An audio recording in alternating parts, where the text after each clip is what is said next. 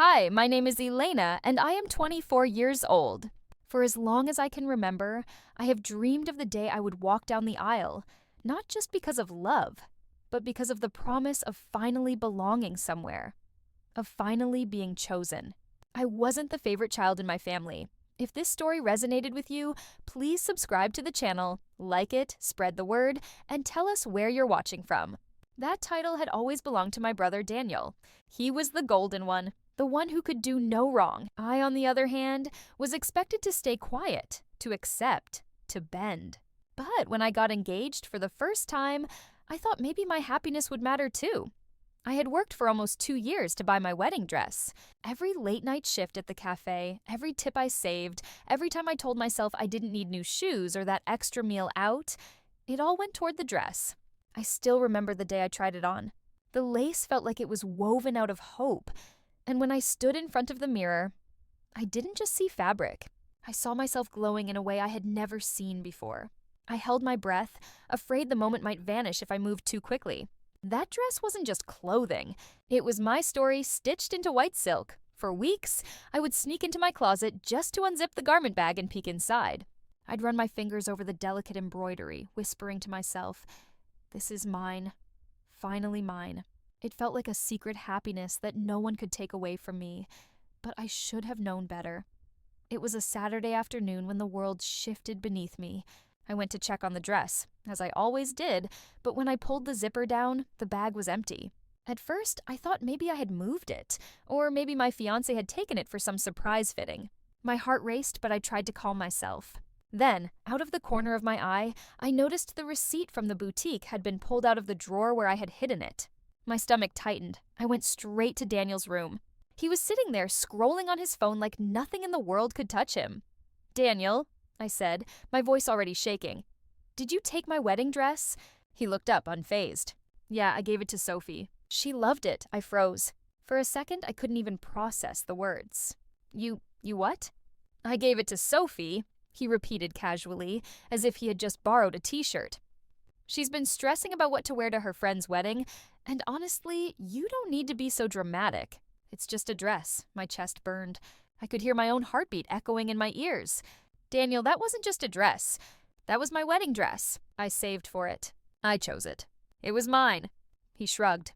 "Relax, you can buy another one. You're always so emotional." Sophie looked beautiful in it. I couldn't say no. The room tilted. I clutched the doorframe because I thought I might collapse. "Do you even understand what you've done?" I whispered. "You took the one thing that mattered to me. You didn't even ask. You had no right." Daniel smirked, leaning back on his bed. "You're blowing this out of proportion. It's just fabric. Sophie deserves nice things too. Stop acting like a victim all the time." Tears burned my eyes.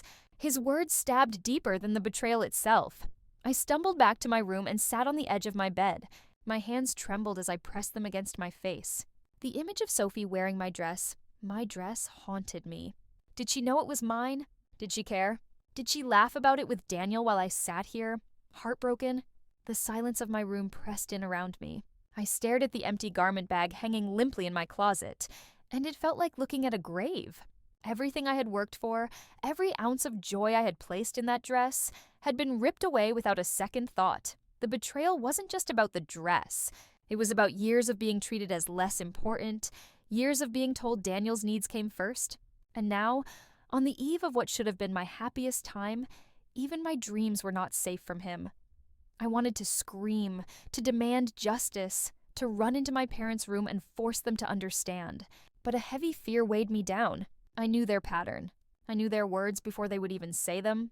Still, I couldn't stay silent this time. This wasn't something small I could swallow. My voice shook as I whispered into the empty air of my room. "They have to see. They have to understand this time." The ache in my chest told me the fight was just beginning. I don't know how long I sat on the edge of my bed after Daniel's words cut through me like glass. My body felt heavy, my hands still trembling, and my mind replayed his smirk over and over. The weight of silence pressed against me until I couldn't take it anymore. I stood up, wiped my face, and walked down the hall toward my parents' room. My heart hammered as if I were marching to war. For years, I had let things slide. Daniel borrowing money, Daniel taking credit for my work, Daniel always being excused while I was told to be the bigger person. But this time was different. This wasn't just about the dress. It was about me, my dignity, my worth. I knocked on their door and stepped inside. My mother was folding laundry while my father read the newspaper in his chair. They both looked up as I entered, their expressions calm, unaware of the storm raging inside me. "Mom, Dad," I began, my voice shaking. "Daniel took my wedding dress. He gave it to Sophie. The dress I saved for, the one I worked so hard to buy, it's gone." My mother frowned, but not in the way I hoped. "Elena, lower your voice. What's the matter with you?" The words burst out before I could stop them. "The matter is that he stole from me.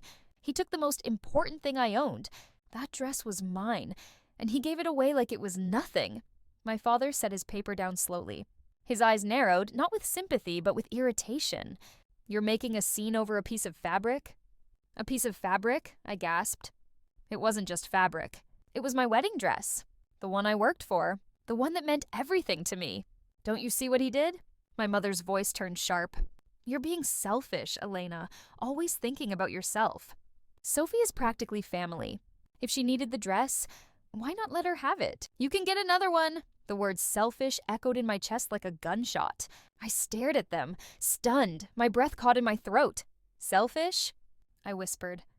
"I'm selfish because I wanted to keep the one thing I worked for? The one thing that was mine? Do you even hear yourselves?" My father leaned forward, his tone cold. "You've always had a dramatic streak. Always playing the victim. Daniel was just helping someone he loves. Why can't you show the same generosity?" Tears blurred my vision, but I refused to let them fall in front of them. "Because it wasn't his to give," I cried. "It was mine. And you don't even care. You never care when it's me?" For a moment, the room was silent except for the sound of my uneven breathing. My mother shook her head, her lips pressed tight. "You should be ashamed. A wedding isn't about the dress. It's about the marriage. Stop clinging to material things. Grow up." I felt something inside me crack. Not just because of the dress, but because once again they chose him over me. Once again, my pain didn't matter. I turned away before they could see me break completely.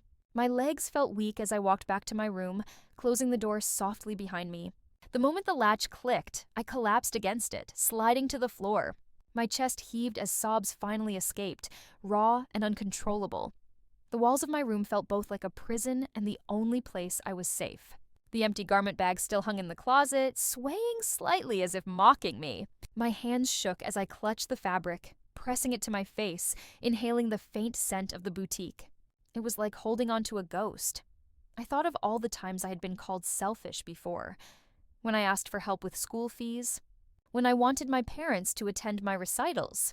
When I dared to point out Daniel's mistakes. Each time the label had been slapped on me like a punishment, a way to silence me.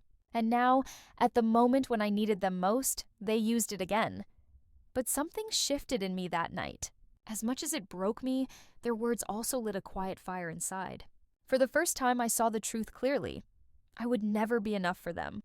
No matter how hard I tried, no matter how much I sacrificed, I would always be second place. And maybe, just maybe, it was time to stop begging for their approval. I stood slowly, wiping my face with the back of my hand. My reflection in the mirror was pale and tear-streaked, but there was something new in my eyes. Something steadier.